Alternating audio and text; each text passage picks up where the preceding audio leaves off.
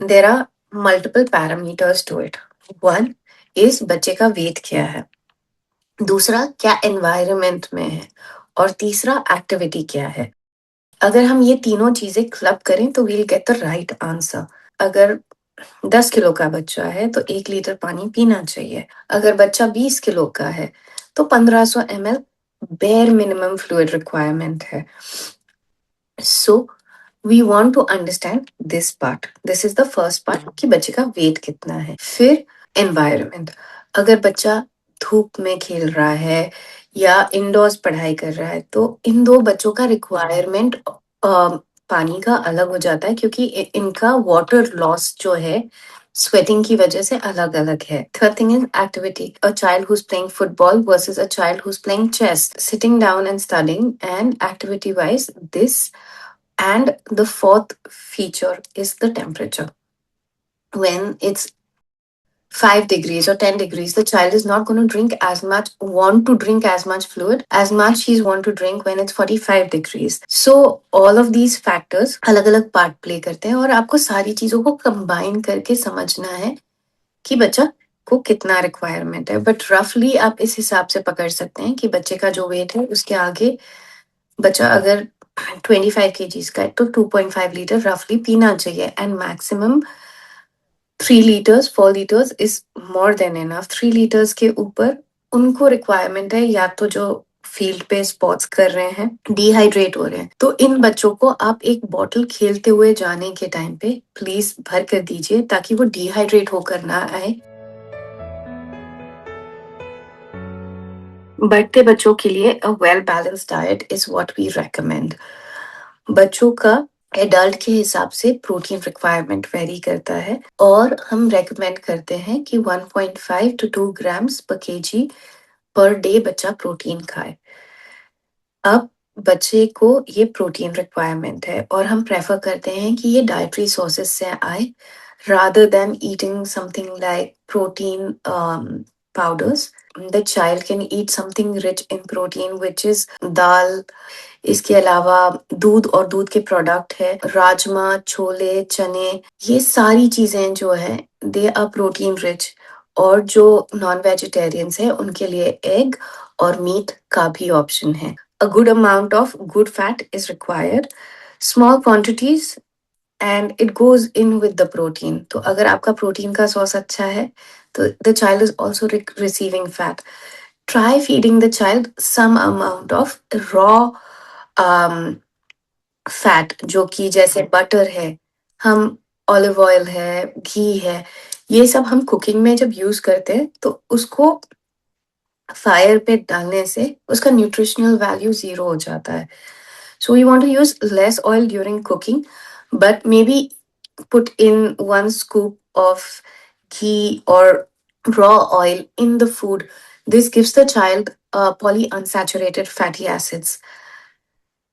So you can add it as a salad dressing, या फिर महाराष्ट्र में चटनी में मूंगफली की जो चटनी होती है उसमें हम डालकर खाते हैं।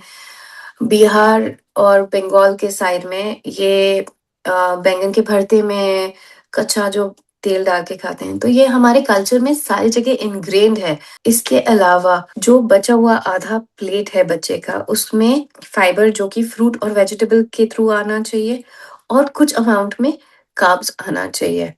And you need to give child a lot of fibre, because आजकल सारा जो चीजें हैं बच्चे कोई भी पैकेज्ड मटेरियल खाते हैं तो it's ultra processed. It contains large quantity of salt and sugar, and to make them addictive and tasty, so that even when you know that they are not healthy for you, आप इनको बार बार खाना चाहोगे।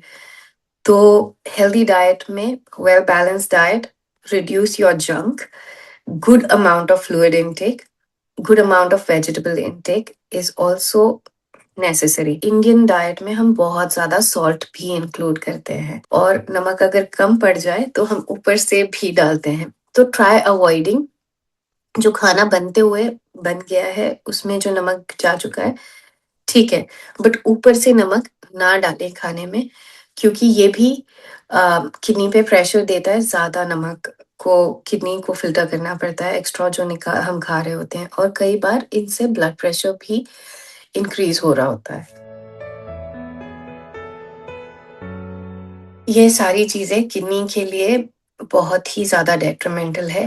एक तो आप अगर सोडाज़ पीते हैं, तो आपको ये लेबल अगर आप देखेंगे इनका, तो इस पे लिखा हुआ होता है कि 18 साल के बच्चों के नीचे देना ही नहीं है। सो अंडर 18 बच्चे होते हैं और हम इनको नहीं देना चाहते हैं, सबसे पहली चीज़। दूसरी चीज़, जो नमक बहुत ज़्यादा होता है, जितना ज़्यादा नमक आप दोगे, उतना ज़्यादा किडनी पे प्रेशर आने वाला है। अब प्रोसेस्ड फूड में दिक्कत क्या होती है? फाइबर के कारण शेल्फ लाइफ कम हो जाती है और अब फाइबर निकाल देने से खाना कार्डबोर्ड की तरह टेस्ट करने लगता है। तो इस पे ये बहुत सारा नमक, बहुत सारा शक्कर एडिक्टिव बनाने के लिए और बहुत सारे फ्लेवरिंग एजेंट्स और इसके अलावा प्रिजर्वेटिव डालते हैं ताकि इसकी शेल्फ लाइफ लंबी हो जाए।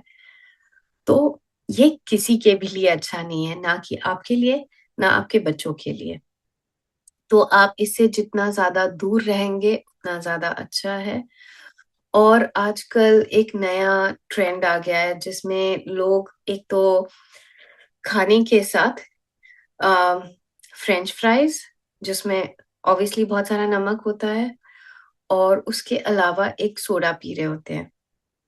और ये देख-देख कर अगर सोडा नहीं पी रहे होते हैं, तो उसके साथ एक मिल्क शेक जो होता है, जो कि सब में आर्टिफ़िशियल फ्लेवरिंग, बहुत ज़्यादा शुगर और प्रोसेस्ड सारे प्रिजर्वेटिव्स होते हैं। तो this is a disaster and recipe for kidney stones. आपको याद रखना है कि आप जितना ज़्यादा प्रोड्यूस यूज़ कर सकते हैं, मतलब फ्रेश सब्जियाँ यूज़ कर सकते हैं, पानी पी सकते हैं, छाछ पी लीजिए। ये सब सेहत के लिए ज़्यादा अच्छा है, ज़्यादा हेल्दी है और इसके अलावा घर पे बना हुआ खाना खाना कभी भी बच्चे के लिए ज़्यादा अच्छा है।